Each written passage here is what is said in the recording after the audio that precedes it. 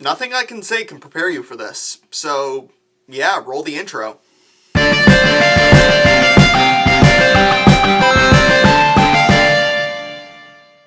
So, no spoiler warning this time, but there is going to be a violence and gore warning. It is cartoon violence and gore, mind you, but it shows some pretty horrific imagery at times, and shows almost every bodily fluid imaginable. For those looking for a family-friendly adventure game, turn around now. For the sick and twisted rest of us, welcome to The Binding of Isaac Rebirth. The Binding of Isaac is a third-person adventure game in the vein of the original Legend of Zelda. However, this one is randomly generated. It tells the story of Isaac, a young boy, and his mother, an obsessed Christian, who one day believes that God has commanded her to kill and hence purify Isaac.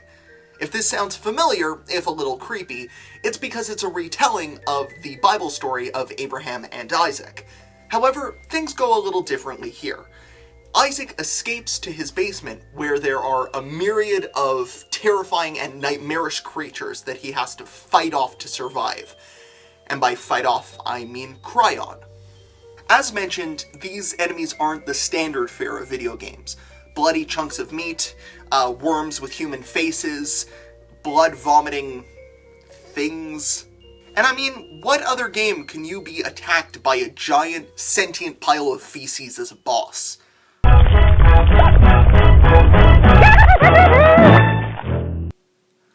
That's musical.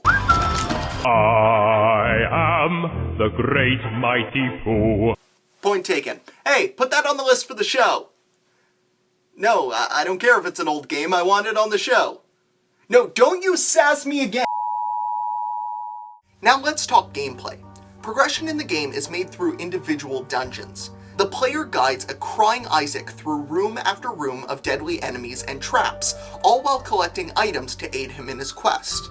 And one of the best aspects of The Binding of Isaac is how it naturally and effectively approaches both game difficulty and keeping gameplay fresh through these items. The game is designed to be played over and over again, and there are over 350 possible items to get, all with interesting abilities. Some may just give you more life capacity or more damage to enemies, but you may get a charge shot, or a buddy to follow you, or zigzagging tears, or even growth hormones? These aren't simply power buffs with a linear path of becoming stronger in each dungeon. Instead, the varied items lead to a unique gameplay experience every time, which is essential for a randomly generated game designed to suck hours out of the player. Rather than each restart feeling like a failure, it instead becomes another unique adventure with a different Isaac every time. This also takes care of the potential balancing issues of the items, as the abilities were developed laterally rather than constantly beefing up the character. Some items counteract others, while some are more harmful than helpful. This makes every adventure feel unique, but still even and fair. The other thing that makes this experience really work is the creator, Edmund McMillen, and his twisted vision of a video game classic. As I said, most of this is pretty much directly taken from The Legend of Zelda. Explore this dungeon, bomb that secret wall, etc. But it is his gory, unfiltered aesthetic that completely changes the game. Once the player gets used to the disturbing aesthetic of the game, it becomes a game of intrigue, wanting to see what crazy, twisted creation is coming next. Because of this, the gameplay doesn't feel like a ripoff of Zelda, but instead a bizarro world counterpart, kind of an alternate version of it, if you will. And the game is as true to Zelda's difficulty as it is to its layout. This is by no means an easy game. You will die a lot. Most of my runs, I barely made it to the final boss.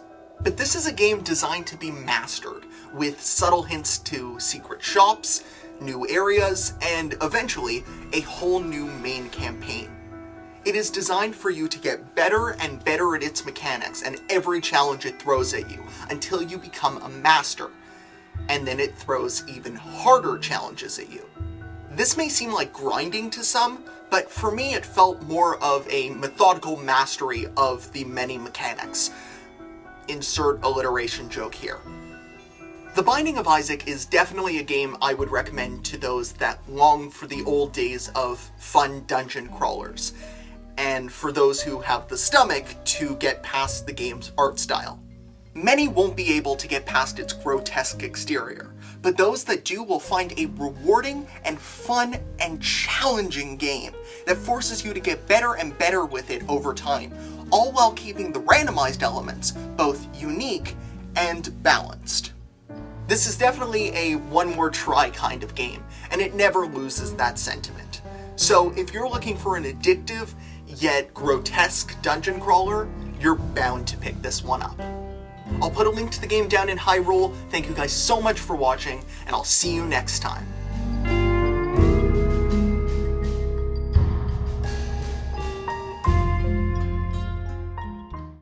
I found this while recording. That officially makes 3 singing feces in one video.